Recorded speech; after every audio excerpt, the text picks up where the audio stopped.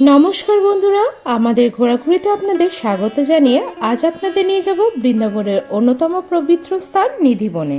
এই স্থানটিকে ভগবান রাধাকৃষ্ণ ও তার গোপিকাদের বিনোদনের জন্য নিবেদিত সবচেয়ে পবিত্র স্থান হিসেবে গণ্য করা হয়। ভক্তদের মধ্যে এই বিশ্বাস আজও আছে যে এই নিধিবনে এখনো রাতে রাধাকৃষ্ণের রাসলীলা প্রত্যক্ষ করা যায়। তাই প্রতিদিন সন্ধ্যার পর এই নিধিবন সকলের প্রবেশের জন্য বন্ধ করে দেওয়া হয়। নিধিবনকে বৃন্দাবনের অন্যতম রহস্যময় স্থান হিসেবেও বিবেচনা করা হয়।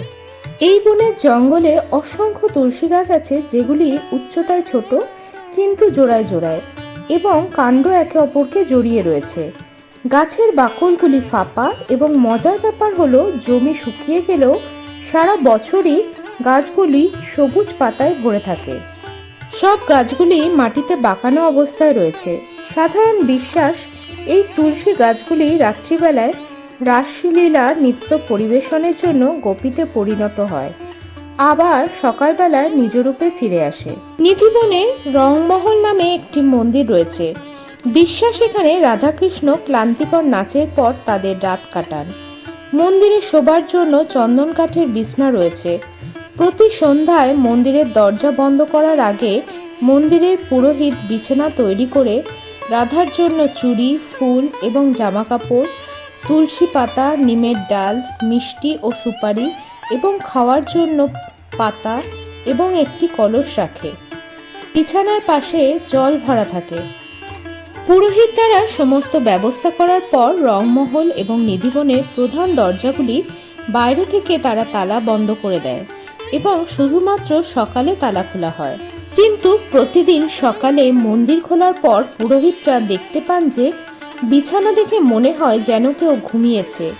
নিমের ডাল ব্যবহার করা হয়েছে এবং মিষ্টি এবং পান পাতা দেখে মনে হচ্ছে সেগুলি আংশিকভাবে কেউ খেয়েছে।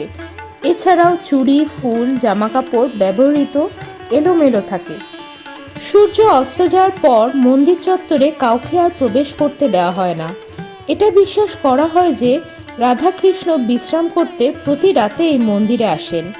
রাতে কি হয় তা দেখার জন্য যদি কেউ নিধিবনের নিয়ম লঙ্ঘন করার চেষ্টা করে, তাহলে সে হয় মারা যায় অথবা তার দৃষ্টিশক্তি এবং মানসিকতা হারায়। এমনকি মন্দির চত্বরে থাকা প্রচুর সংখ্যক বানররাও সন্ধ্যের পর মন্দির চত্বর ছেড়ে চলে যায়। নিধিবনকে বাঁকেবিহারী মূর্তির আবির্ভাবের স্থান হিসেবেও বিবেচনা করা হয়। কথিত আছে সাধক স্বামী হরিদাস তার ভক্তি ও সঙ্গীতের মাধ্যমে শ্রী রাধারানী ও শ্রীকৃষ্ণের তপস্যা করেছিলেন। তার ভক্তিতে প্রীত হয়ে রাধাকৃষ্ণ তাকে দেখা দেন এবং তার সাথে থাকার ইচ্ছা প্রকাশ করেন এবং একত্রে বাঁকেবিহারী রূপে আবির্ভূত হন। কিছুদিন নিধিবনে পূজিত হলেও বর্তমানে বাঁকেবিহারীর পৃথক মন্দির রয়েছে। আর যেই স্থানে স্বামী হরিদাসের কাছে শ্রী রাধাকৃষ্ণ বাঁকেবিহারী রূপে আবির্ভূত হয়েছিলেন, সেই স্থানে নিধিবনের এই মন্দিরটি অবস্থিত। নিধিবনে ললিতা পুকুর বা ললিতা কুণ্ড নামে একটি কুণ্ড রয়েছে। বিশ্বাস, যেটি শ্রীকৃষ্ণ স্বয়ং তৈরি করেছিলেন গোপীদের নাচের কারণে তৃষ্ণা পাওয়ার জন্য, সেই তৃষ্ণা মেটাতে। এছাড়াও নিধিবনে রয়েছে শ্রী বাঁশিছড়ি রাধারানী মন্দির। তাহলে বন্ধুরা, বৃন্দাবন ঘুরতে এলে অবশ্যই নিধিবন ঘুরতে আসবেন।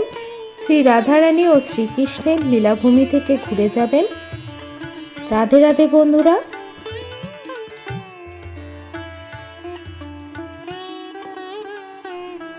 তাহলে বন্ধুরা, আমার এই ভিডিওটি কেমন লাগলো তা অবশ্যই কমেন্টসে জানাতে ভুলবেন না।